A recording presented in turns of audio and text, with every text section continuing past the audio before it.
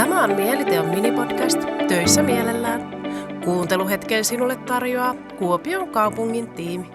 Minä olen muutosvalmentaja Paula Heiskanen ja tässä jaksossa kaadamme osallistumisen esteitä. Monella työpaikalla ihmetellään samaa asiaa.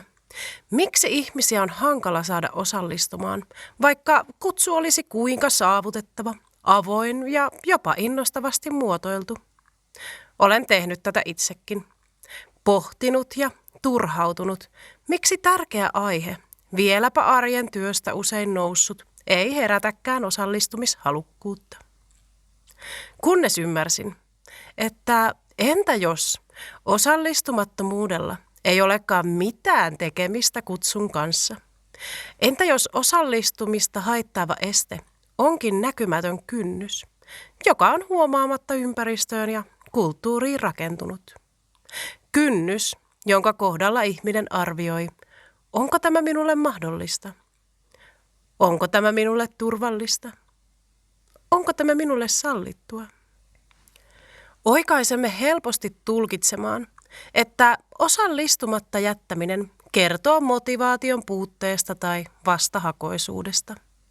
Rohkenen väittää, että vielä useammin kyse on fyysisistä ja sosiaalisista mahdollisuuksista. Tai tässä tapauksessa niiden puutteesta.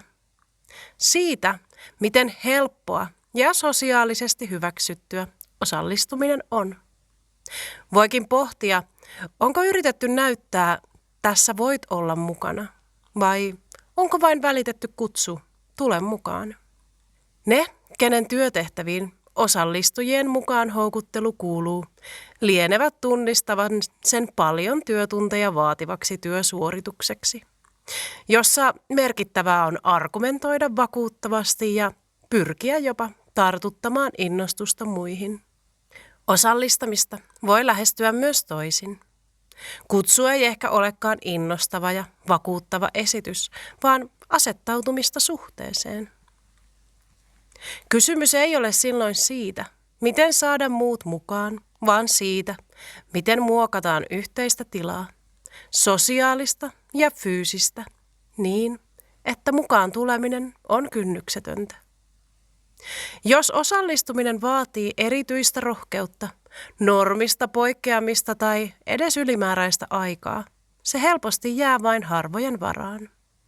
Usein työpaikalla tiettyjen henkilöiden ääni ei nouse koskaan kuuluviin, harvojen ollessa aktiivisia.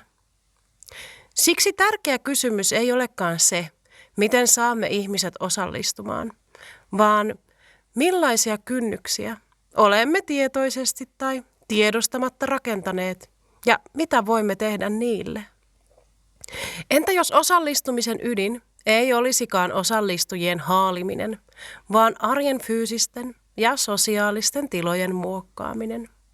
Tilojen, käytäntöjen ja kohtaamisten muokkaaminen sellaisiksi, että osallistuminen on helppoa, luontevaa ja sosiaalisesti hyväksyttyä.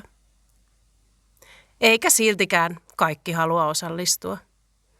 Mutta ei myöskään muutos tarvitse enemmistöä alkaakseen. Riittää, että joku asettuu suhteeseen ja muokkaa tilaa, jossa liikkeen on mahdollista syntyä. Usein juuri tuo liike kutsuu muita mukaan, ilman että kutsua tarvitsee erikseen sanoittaa.